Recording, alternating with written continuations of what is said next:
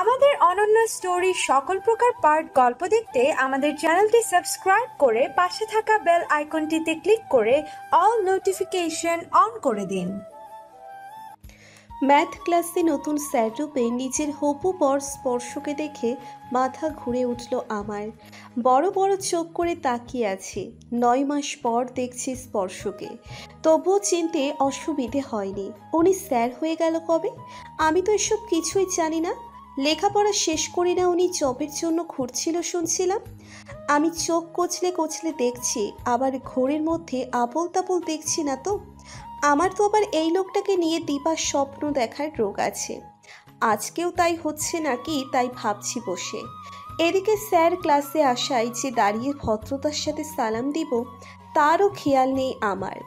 আমি হাঁ করে স্পর্শের দিকে তাকিয়ে বসে আছি। তা দেখে প্রিন্সিপাল স্যার রেগে এক ধমক দিল আমাকে। আমি ধরপড়িয়ে উঠে দাঁড়ালাম। আশেপাশে তাকিয়ে দেখলাম ক্লাসের সবাই দাঁড়িয়ে আছে, একমাত্র আমি গাধার মতো বসেছিলাম। হায় কি লজ্জা! মাথা নিচু করে প্রিন্সিপাল স্যারকে সরি বললাম। প্রিন্সিপাল স্যার বিরক্তিকর চাহনি দিয়ে বলল, সিট ডাউন। তারপর বলল, এই হচ্ছে তোমাদের নতুন ম্যাথ টিচার সাদাব মাহফুজ স্পর্শ।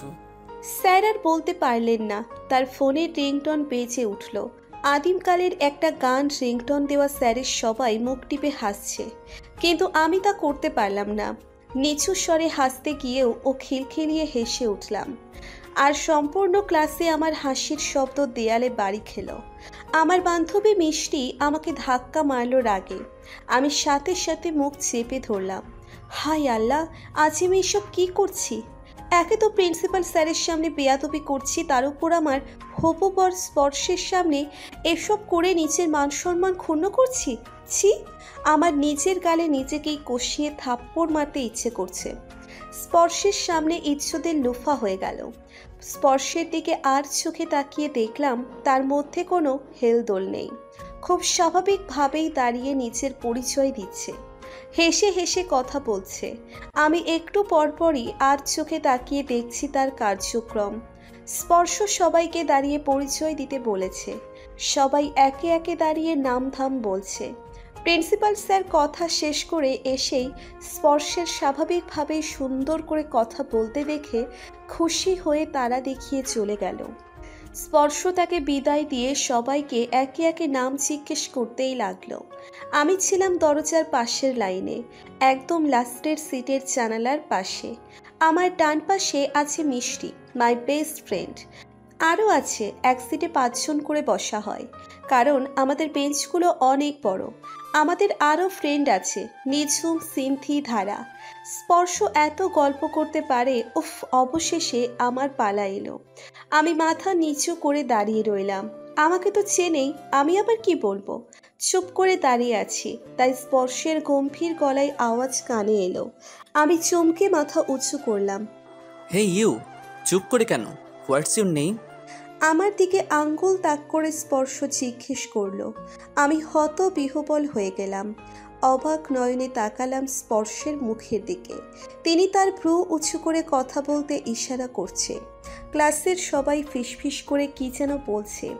আমি আকাশ সমান রাগ মাথায় নিয়ে শুকনো ঠোঁট দুটো ভিজিয়ে নিয়ে নিচু স্বরে টেনে টেনে বললাম, মারিয়া। স্পর্শ আমার কথা শুনে বলল, শুধু মারিয়া? নামের আগে পরে কিছু নাই? আমি বললাম, আছে। স্পর্শ বিরক্তিকর চোখে তাকিয়ে বলল, তাহলে সম্পূর্ণ বলেন। আমি বলতে যাব এমন সময় ক্লাস শেষের ঘন্টা বাজল। আমি থেমে গেলাম। স্পর্শ আর দাঁড়ালো না, গটগট করে চলে গেল বিদায় নিয়ে। আমি মুখ কালো করে বসে পড়লাম।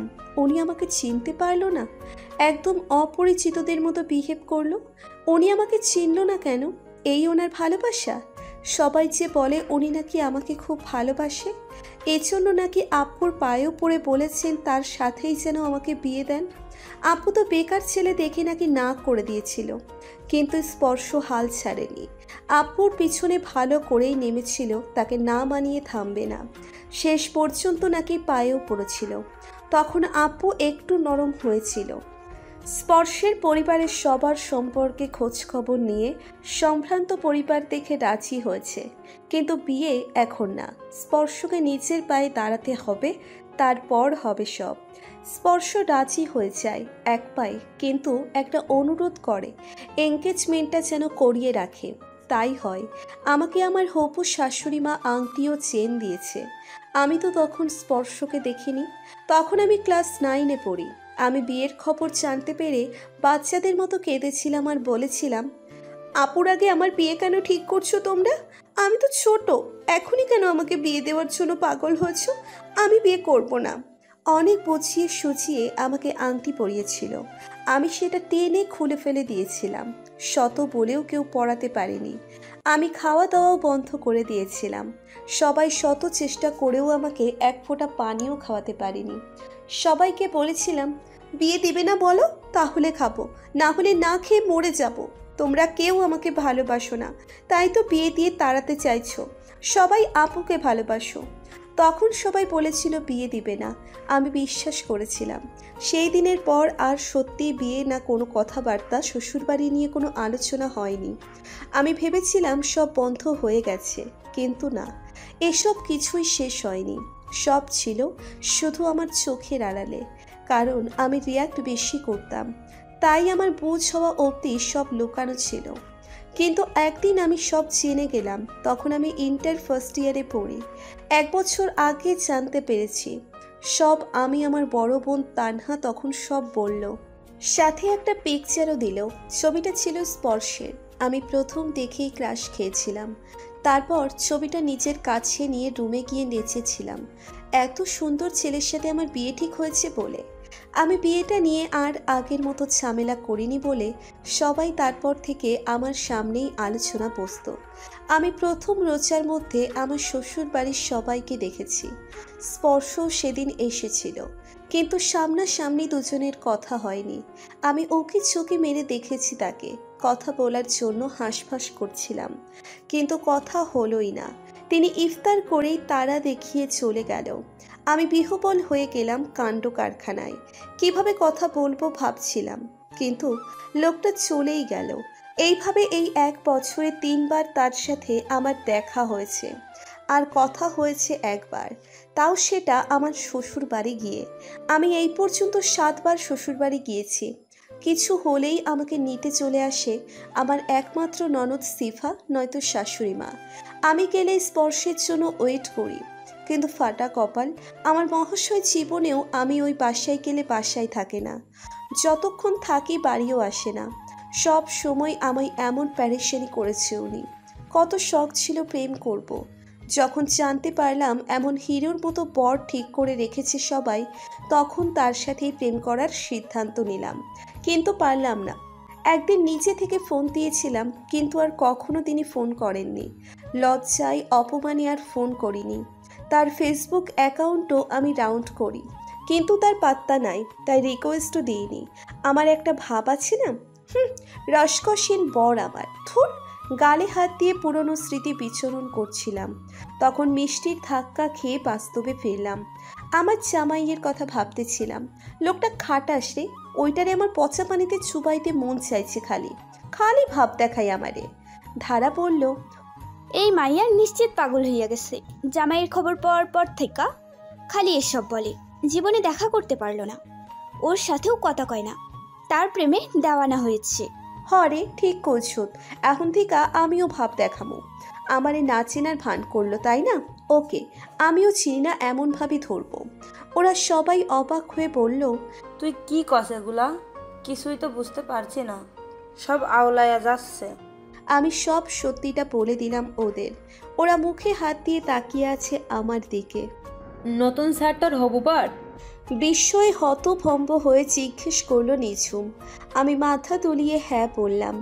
মিষ্টি লাফিয়ে উঠল, দোস্ত, আমার যে কি খুশি লাগছে রে। এত ঝাক্কাস একটা খবর দিলি, তোরে আমার চুমাইতে ইচ্ছা করছে। আমি নাক সেটকে মিষ্টিকে বললাম, ছি, তোর জামাইকে চুমা গিয়া আমার পিছে পড়ছত কেন? আর এত খুশি হলি কেন? খুশি হব মানে, ম্যাথ নিয়া প্রতিবার আমরা টেনশনে থাকি, অহন আর কোনো টেনশন নাই।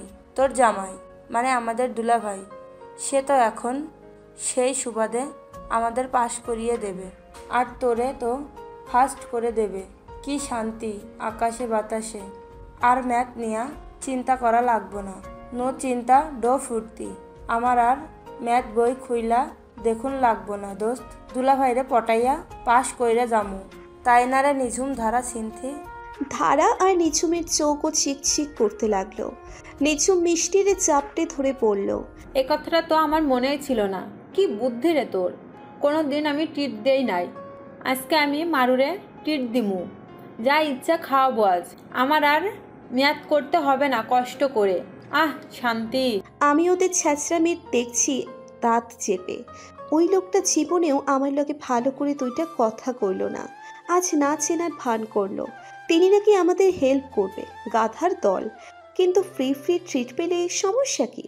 আমি শয়তানি হাসি দিয়ে ওদের দিকে তাকিয়ে আছি। কোনো সুবিধা পাবো না খুব ভালো করেই জানি, উল্টে অসুবিধে হবে। কিন্তু এখনই ওদের কিছু বলা যাবে না, না হলে আমার খাতির যত্নের অভাব হবে। একটু খাতির যত্নের খুব প্রয়োজন আমার। আহা, আজ ইচ্ছে মতো খাবো, 3 জনের টাকা আজ শেষ করেই ছাড়বো। আমি ভাব নিয়ে ক্লাস শেষ করলাম। ছুটির পর গেটের কাছে স্পর্শকে দেখলাম, ফোনে কথা বলছে। আমি আর চোখে তাকাতাকি করতে করতে পাশের রেস্টুরেন্টে চলে এলাম। স্পর্শ ভুল করেও আমার দিকে তাকায়নি। আমি গোমরা মুখে চলে এলাম। আমি আর মিষ্টি একপাশে বসলাম। আমাদের সামনে মুখোমুখি হয়ে বসেছে নিঝুম আর সিনথি। ধারা আলাদা পাশে। ধারা বসেই বলল, এই মারু, দুলাভাইয়ের সাথে সাক্ষাৎ করবি কবে? করবনি, একদিন আগে অর্ডার করে নিই। নিঝুম বলল, দোষ স্যার মানে দুলাভাই তোর দিকে একবার তাকালেও না, কথা তো দূরে থাক। তুই আমাগো মিথ্যা কথা কস নাই তো আবার? আমি বললাম, ওকে, তোরা ওদের সন্দেহ নিয়ে থাক, আমি চলি। আমি আর চাই করি না কেন কোনোদিন মিথ্যা বলি না, তাও তোরা এটা বলতে পারলি? খাওয়াতে হবে না। মিষ্টি আমাকে টেনে বসিয়ে দিল। থাক, আর ঢং করতে হবে না, বস। আমরা জানি তুই মিথ্যা বলিস না, কিন্তু আমাদের স্যারকে নিয়ে টেনশন হচ্ছে কেন জানি এটা। আমি ঠাস করে বললাম, ভাবওয়ালা গোমরা মুখ, ওনার ভাব আমি ছুটাবই, তোরা খালি আমার সাথে থেকে হেল্প করিস। ওকে জানু। পেট পুড়ে খেয়ে বেরিয়ে এলাম। এবার আমি আর সিনথি এক রাস্তায় যাব, তাই ওকে নিয়ে অটোতে উঠে বসলাম ওদের থেকে বিদায় নিয়ে। সিনথি একদম শান্তশিষ্ট টাইপের, এজন্য সবগুলোর কথার মাঝে ও খালি থাকে। কথা শোনে, ও কথা বলে কম, আর বললেও বুঝে শোনে। যাই হোক, ও আগেই নেমে গেল। আমি বাসায় আসতেই দেখলাম আপু আগেই চলে এসেছে। তিনি বিছানায় উল্টো পাল্টা হয়ে শুয়ে প্রেমালাপ করতে ব্যস্ত দুলাভাইয়ের সাথে। আমার কাছে চাবি আছে, আমি চাবি দিয়ে খুলে ভেতরে এসেছি, তাই আপু আমার আসার শব্দ পাইনি।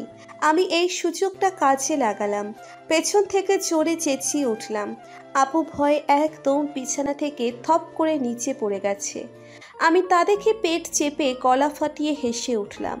আপু রেগে আমার দিকে ছুটে এলো মারতে। আমি দৌড়ে নিচের রুমে গিয়ে দরজা আটকে দিলাম। মারি, দরজা খোল। আজ তোর একদিন কি আমার যতদিন লাগে। আমার কোমর ব্যথা করছে, এমন মজা কেউ করে? এখনো কি বাচ্চাটি আছিস যে এমন করিস?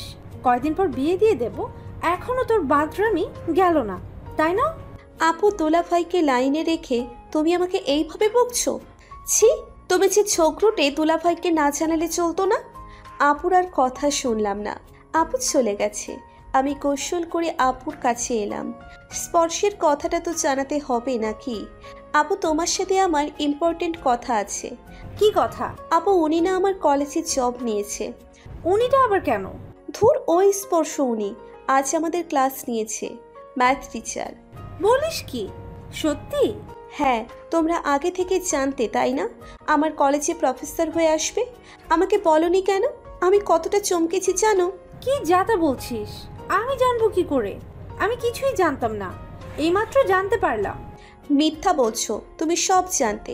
আরে বাবা, শুনেছিলাম কোন কলেজে নাকি জব হয়েছে, কিন্তু সেটা যে তোর কলেজ জানতাম না। সত্যি তো? একদম। তোর সাথে কথা হয়েছে?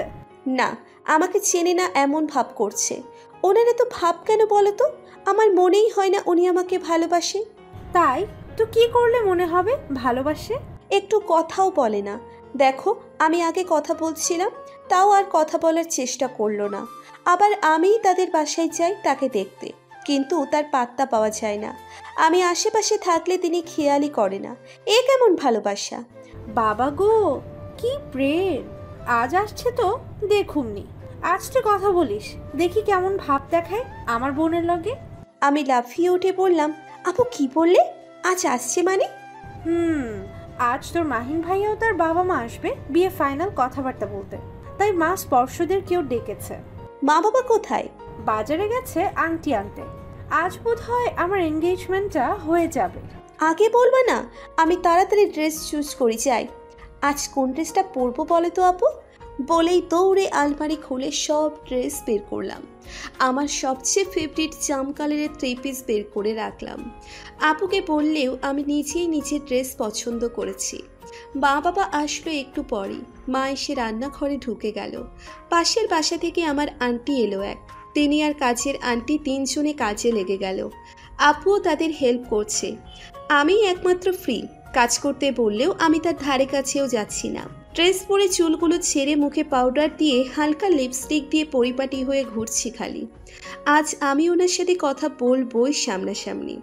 আমি ঢুলতে ঢুলতে রান্নাঘরে গেলাম। মা আমার দিকে তাকিয়ে বলল, একটু কাজে হাত লাগাতে পারিস তো নাকি? খালি টই টই করে ঘোরা। আগে সাজগোজ করে বসে আছিস, যা একটু লেবু আর শশা কাট, তারপর শরবত কর। আমি এখন কিছু করতে পারবো না মা। আমাকে মুরগির পাটা দাও না, একটু খাই। কত কিছু রান্না করলা, কিছু তো খেতে দিবা না। সব খালি তাদের জন্য, তাই না? আমি যে তোমার একমাত্র ছোট মেয়ে, ভুলে গেছো? খালি খাওয়া খাওয়া, কাজের বেলায় অষ্টবরবা। আমি আজ এসে খাইনি, আপুর কাছে শুনে দেখো। এই আপু বল, আমি কি আজ খাইছি এসে? একটা পাই তো চাইছি, তাই এমন করলা? ধুর, খাবই না। না খেলি কাম কর একটু। রাগে গজগজ করে লেবু আর শশা নিয়ে বসলাম। রান্নাঘরে কাজ শেষ করে মা চলে গেল। সব ঠিক করে রেখে আমি একাই বসে শশা ছুলছি। আমার কাজও শেষ করে আমি উঠে পা নিয়ে খাওয়া শুরু করলাম। মা এসে তাদেরকে এক ধমক দিয়ে ডাইনিং টেবিলে খাবার রাখতে লাগলো। লেখিকা নন্দিনী নীলা পরিপাটি করে নিচে ফ্রেশ হতে গেল। আপু গোসলখানায়, আমি সোফায় বসে খাচ্ছি। তখন কলিং বেল বেজে উঠল। আমি লাফিয়ে উঠলাম। সবাই চলে এলো নাকি? আধ খাওয়া পা ফেলে ওড়না মাথায় দিয়ে দরজা খুলতে গেলাম, কিন্তু দরজা খুলে নিরাশ হলাম। পাশের বাসায় আন্টি এসেছে। তিনি দাঁত কেলিয়ে ভিতরে এলো। আমি মুখ কালো করে রুমে এসে দেখি আপু শাড়ি পরতেছে, হাতে ফোন। আমাকে দেখে বলল, মাহিনরা চলে আসছে, 15 মিনিট লাগবে। ফোন করে বলল শাড়ি পরতে। How sweet! আমার জান জীবন এটাও বলতে কল দিল না। হাই ফাটা কপাল আমার। আপু আমার দিকে তাকিয়ে বলল, মারু তুইও শাড়ি পর। শাড়ি পরে পাগল সাজতে যাব কোন সুখে? তোমার মাথা গেছে নাকি? মনে আছে 5 বছর আগে সেই সুইটিয়াপুর বিয়েতে শাড়ি পরে কি অবস্থা হয়েছিল আমার? আমি আর এই শাড়ির পক্ষে নাই। সেটা তোর ইচ্ছে, তখন ছোট ছিলি, এখন তো বড় হয়েছিস। কিন্তু শাড়ি প্রতিটা ছেলের দুর্বলতা। তুই যদি স্পর্শের সামনে শাড়ি পরে যেতি, দেখতে পেতি ও কেমন হ্যাবলার মতো তাকিয়ে আছে তোর দিকে। দরকার নাই। ঠিক 15 মিনিট পর বেল বাজলো। এখন মাহিন ভাইয়ারা আসছে, আমি শিওর, কারণ আপু তো তাই বলল।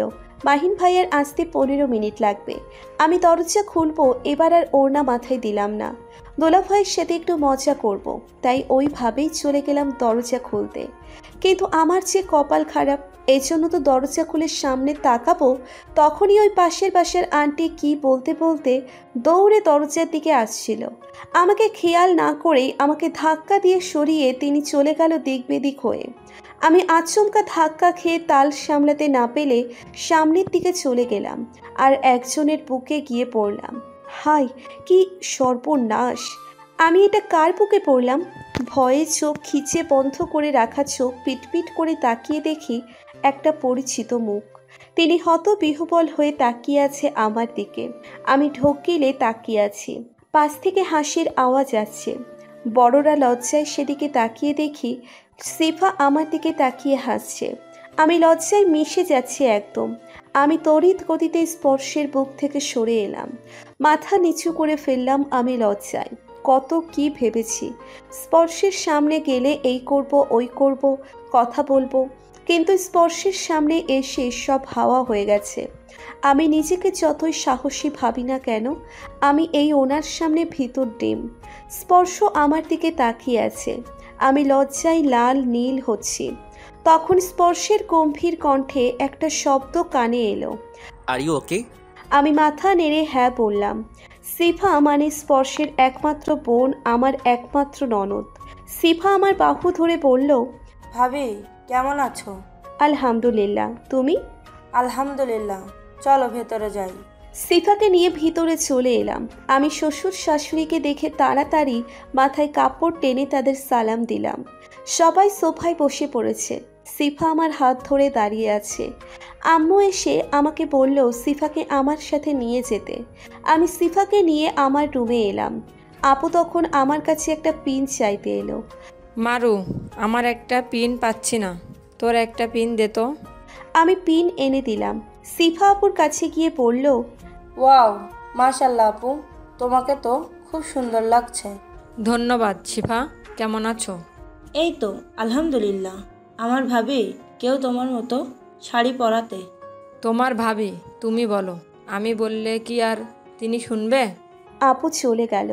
সিফা আমার পিছনে পড়ল, শাড়ি পরতে বলছে। আমি পরতে পারি না বলছি। সিফা দীর্ঘশ্বাস ফেলে বিড়বিড় করে বলল, কয়েকদিন পর না, তোমার খালি শাড়ি পরলে ঘুরতে হবে? তোমার জামাই তো এটাই করবে, আসি জানি, তাই তো আগে থেকে শিখে রাখো। আমি না শুনে বললাম, কিছু বললে? সিফা বলল, না। আম্মুর ডাকে সিফা নিয়ে বাইরে এলাম। সবাই সোফায় বসে আছে। মাহিন ভাইয়েরাও চলে এসেছে। আমার করা শরবত 2 ট্রেতে করে একটা আমার ও একটা আপুর হাতে দিল। আমি কাছুমাছু মুখ করে এগিয়ে গেলাম। সবার আগে শ্বশুর, তারপর শাশুড়ি, তারপর স্পর্শের সামনে এসে দাঁড়ালাম। স্পর্শ নিচের দিকে তাকিয়েছিল। আমি সামনে তাকাতেই চোখ তুলে তাকিয়েছিল। তারপর হাত বাড়িয়ে শরবতের গ্লাস হাতে নিয়ে চুমুক দিল। আমি সিফাকে দিয়ে পাশে দাঁড়ালাম। মাহিন ভাইয়ের মা শরবত খেয়ে জিজ্ঞেস করলো, শরবত কে বানিয়েছে? আম্মু বলল আমি করেছি। তখন আমার শ্বশুর মশাই বললেন হাসতে হাসতে, এই না হলে আমার বৌমা, আমার যে ডায়াবেটিক্স আছে সেই জন্যই টক শরবত করেছে। আমার বৌমা কত চিন্তা আমার জন্য, আমার ঘরে যাওয়ার আগেই আমার কত খেয়াল রাখছে। দেখো মিনারা। আমার শাশুড়ি মাকে ইশারা করলেন, তার নাম মিনারা। আমি বোকা চোখে সবার দিকে তাকিয়ে আছি। সাথে ঢোক গিলছি, কেউ শরবত খাচ্ছে না। শুধু স্পর্শের গ্লাস ফাঁকা, তিনি খেয়েছে, এখন মিটিমিটি হাসছে। আমি কি সমস্যা বুঝতে পারছি না। সিফা আমার কানে এসে বলল, ভাবি তুমি তো শরবতে চিনি দাও নাই, এত টক হয়েছে কি বলবো। কথাটা শুনে ভয়ে ভয়ে আম্মুর দিকে তাকালাম। আম্মু অগ্নি দৃষ্টিতে তাকিয়ে আছে আমার দিকে। আমার কপালে শনি আছে আজ। আমি আম্মুকে বকতে বকতে শরবত করেছি, তাই এমন আকামটা করেছি। রান্নাঘরে এসে একটু খেয়ে দেখলাম খুব টক হয়েছে। স্পর্শ এমন টক শরবতই খেলো? তাই ভাবছি আমি দূর থেকে যতই সাহসী আর হেমড়ো তেমড়ো করি না কেন, কাছে গেলে কিছুই করতে পারি না। সেই দিনও আমার কথা হলো না শরবতের কাহিনী নিয়ে। আমি আর তাদের সামনেই গেলাম না। যাওয়ার আগে শাশুড়ি মা এসে বিদায় নিয়েছে। আপু বিয়ের 2 মাস পর ঠিক হলো। ততদিনে আপুর ফাইনাল পরীক্ষাও শেষ হয়ে যাবে। 10টার দিকে সবাই চলে গেল। কয়েকদিন পর কলেজে বসে আছি। আমি মিষ্টি নিঝুম। আজ সিনথি আর ধারা আসেনি। ওরা দুজন আফসোসের সুরে বলছে। মিষ্টি বলল, কত আশা করেছিলাম আমাদের বেস্টুর জন্য একটা টিচার দুলাভাই পাইছি, এখন আর টেনশন করা লাগবে না, পড়া লাগবে না। কিন্তু এখন তো দেখছি এই দুলাভাই পাইয়া আঙ্গ কপাল পুড়ছে। এই কয়দিনে যা প্যারা দিছে তাতে আমি নিশ্চিত এখন থেকে ম্যাথ নিয়ে সিরিয়াস পড়ালেখা না করলে ক্লাসে আর ঢুকা যাইব না। কত আশা করছিলাম, সব এমনি ভেস্তে গেল। এবার নিঝুম বলল, মারু, তুই আমার 500টা টাকা ফেরত দে। কত কিছু ভেবে সেই দিন টাকাগুলা ভাঙলাম, এখন তো সুবিধার জায়গায় অসুবিধা এসে ভর করছে। আমার কি মনে চাই জানোস? আমার কলেজে আসতে মন চায় না, কিন্তু ওই যে আমার মা একটা কলেজে না আসলেই বিয়া দিব কইয়া ভয় দেখায়, নইলে সত্যি আমি আর এই খাটাইশ দুলাভাই এর অত্যাচার সহ্য করতে আসতাম না। মিষ্টি কাঁদো কাঁদো মুখ করে বলল, প্রত্যেক দিন আঙ্গ পড়া ধরবই, আর না পারলে কান ধরে দাঁড় করিয়ে রাখবো। লজ্জায় আমি শেষ রে। আমি আর কি বলবো, যা ভেবেছিলাম তাই হয়েছে। এখন এরাও বুঝে গেছে এই দুলাভাইয়ের হাতে থেকে কোনো উপকার পাওয়া যাবে না। এই কয়দিনে তা অন্তত বুঝিয়েছে স্পর্শ। ওই টাকা দে আমার, তোরে খাওয়ায়ে শুধু শুধু টাকা নষ্ট করছি। বলেই নিঝুম আমার দিকে তেড়ে এলো। আমি লাফিয়ে উঠে বললাম, একদম আমাকে টাকা নিয়ে কথা শোনাবি না। আমি কি বলেছিলাম যে খাওয়া? তোরা নিজেরাই ইচ্ছে করে সব করেছিস, আমি শুধু গ্রহণ করেছি। এখন আমাকে দোষারোপ করতে পারিস না। তোর ওই জামাই আমাগো কি নির্যাতন করে, ওর সব শোধ তোর ওপরে তুলবো। দাঁড়া তুই। আমাকে আর পাইকে, আমি দৌড়চ্ছি ক্লাস জুড়ে। নিজেরাই খাইয়ে এখন আমার উপর অত্যাচার করছে শয়তানিগুলা। স্যার এসেছে দেখে থেমে যায় সব ঝগড়াঝাটি। নিজেদের সিটে বসে পড়ি। স্পর্শ ক্লাসে ঢোকে, সবাই দাঁড়িয়ে সালাম দেয়। আজ স্পর্শকে অনেক বেশি সুন্দর লাগছে। আজ উনি অ্যাশ কালারের শার্ট পরেছে, সব সময়ের মতো হাতা গুটিয়ে রেখেছে। আমি ক্রাশ খেয়েছি, কিন্তু ওনার মুখের গম্ভীর ভাবটা মানায়নি। সবাই বসতেই স্পর্শ ফট করে আমার দিকে তাকালো। আমি তাড়াতাড়ি চোখ সরিয়ে নিলাম, কিন্তু ধরা আমি খেয়েছি মনে হলো। উনি সামনে থেকেই আমার দিকে আঙ্গুল তাক করলো। আমি চমকে এদিক ওদিক তাকিয়ে দেখছি আমাকে ইশারা করছে নাকি অন্য কাউকে। আল্লাহ, আমার দিকে যেন না হয়। আবার কান ধরতে হবে ভাবতেই লজ্জায় আমার মাথা কাটা যায়। যাকে নিয়ে আমি রোম্যান্টিক কথা ভাবি, প্রেম করি, তার সামনে প্রতিদিন মান সম্মান খুয়াতে হয়। ভাবতেই মুখ কালো আধার নেমে আসে। নিঝুম ধাক্কা দিয়ে পড়ল, ওই তোরে স্যার ইশারা করছে দেখিসনি? দাঁড়া, না হলে কপালে শনি আছে কিন্তু। আমি দাঁড়িয়ে গেলাম। স্পর্শ একটু এগিয়ে এসে গম্ভীর গলায় বলল, এই ইউ, তোমাকে ওই দিন বললাম না সামনে বসতে, আজও পেছনে ফ্রেন্ডদের সাথে বসে আড্ডা দিচ্ছ কেন? আমি চমকে উঠলাম। ওই দিন স্পর্শ আমাদের বলেছে আলাদা বসতে আর সামনে বসতে, কিন্তু আজও পিছনে বসেছি। আমি আমতা আমতা করে বললাম, স্যার আসলে। অ্যান্সার মি, তোমার পেছনে বসেছো কেন? খালি পড়া চুরি করে গল্প করা, তাই না? আরে একদিন পেছনে একজোট হয়ে বসতে দেখলে সব কটাকে বেঞ্চের উপর দাঁড় করিয়ে রাখবো। আমি আটকে উঠলাম। হাই আল্লাহ, বলে কি? সরি স্যার, আমি সামনেই বসতে চেয়েছিলাম, কিন্তু আমি সিট পাইনি। বিশ্বাস করুন, তাই পিছনে বসেছি। আগে আসতে পারো না? ভালো করে লেখাপড়া করার ইচ্ছা থাকলে আগেই আসতে। ইচ্ছে করে লেট করে আসলে তো সিট পাবেই না। তুমি উঠে আসো। আমি বিহ্বল হয়ে তাকালাম স্পর্শের দিকে। উঠতে বলছি কেন আমাকে? আমাকে কি ক্লাস থেকে বের করে দিবে নাকি? সরি স্যার, আর পিছনে বসবো না, প্রমিস। আজকের মতো মাফ করে দিন, বের করে দিবেন না প্লিজ। নো এক্সকিউজ, সামনে আসো। আমি ব্যাগ গুছিয়ে বেরিয়ে সামনে এলাম। লজ্জায় আজ ক্লাস থেকে বের করে দিবে? এত বড় অপমান! উনি এইভাবে অপমান করতে পারলো? খুব রাগ হলো আমার। ওনার উপর কোনোদিন সুযোগ পেলে এর শোধ আমি তুলবই। সামনে এসে ক্লাস থেকে বেরিয়ে যাব, তখন স্পর্শের গম্ভীর কণ্ঠ আবার কানে এলো, কোথায় যাচ্ছ? এইখানে বসো, এখন থেকে এই জায়গায় বসবে তুমি। আমি ঘাড় ঘুরিয়ে দেখি মাঝখানের সামনের সিটে জায়গা করে দিয়েছে। এই সিটে 5 জন আছে, আমাকে দিয়ে 6 জন করেই বসিয়েছে। চিকন চিকন 3টে মেয়ে বসেছে, তাই আমার জায়গাও হয়েছে। আমি এতক্ষণ কি ভেবেছিলাম আর এখন কি হলো? নিজের মাথায় নিজেই বাড়ি মারতে ইচ্ছে করছে। পহেলা বৈশাখ উদযাপন করা হবে। প্রতি বছর আমাদের কলেজে নববর্ষের অনেক বড় আয়োজন করা হয়। এবছরও সেই নিয়ে কলেজের মাঠে স্টেজ সাজানো হচ্ছে। আমরা 5 বান্ধবী ঘুরে ঘুরে তাই দেখছি। ক্লাস আজ হচ্ছে না। অর্ধেক স্টুডেন্ট অনুষ্ঠানে অংশগ্রহণ করছে। তাই নিয়ে কেউ গান তো কেউ নাচ, কবিতা ইত্যাদি নিয়ে এক এক ক্লাসে আলোচনা প্র্যাকটিস করছে। আমরা 5 বান্ধবী একজনও কিছুতেই নাই। আমরা শুধু দেখার জন্য, উপভোগ করতে। আমাদের মধ্যে শুধু এখন একটা আলোচনা হচ্ছে, কাল কে কেমন করে সাজবে, কি ড্রেস পরবে এই নিয়ে। মিষ্টি তো লাল বৈশাখী শাড়ি পরবে, ও এখন বাকিদের রাজি করাচ্ছে। ধারা সিনথি রাজি হয়ে গেল। নিঝুম আমতা আমতা করে রাজি হলো, কারণ ওর নাকি লাল শাড়ি নাই, ওকে ম্যানেজ করে দিবে মিষ্টি। এখন এই 4 জন পড়েছে আমার পিছনে। আমি তো পড়বই না। এক কান দিয়ে ওদের কথা শুনছি আর এক কান দিয়ে বের করছি। আমার এমন হেলাফেলা রিয়াক্ট দেখে ওরা চারজন কি যেন নিজেদের ইশারা করে থামালো। আমরা পাঁচজন স্টেজের কাছে চলে এলাম। আমি লুকিয়ে ফুল চুরি করে নিলাম। আমার দেখা দেখি বাকিগুলাও করলো। স্কাইপের নিচে লুকিয়ে ক্লাসে চলে এলাম। সবাই চলে গেছে ক্লাস হবে না বলে।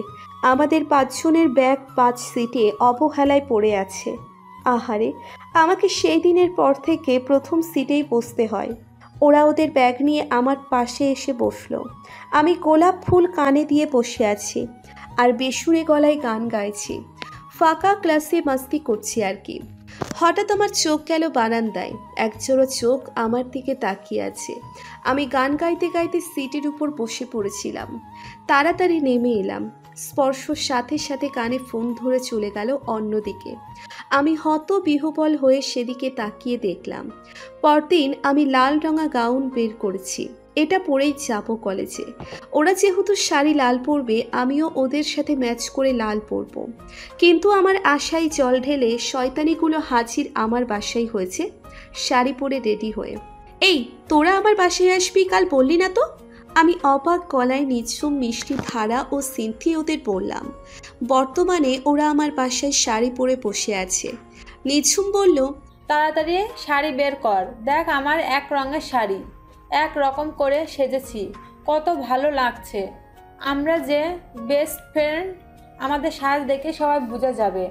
তাড়াতাড়ি তুই ওই শাড়ি পর, না হলে ওই গাউনটা কিন্তু তোকে আমাদের দলে লাগবে না।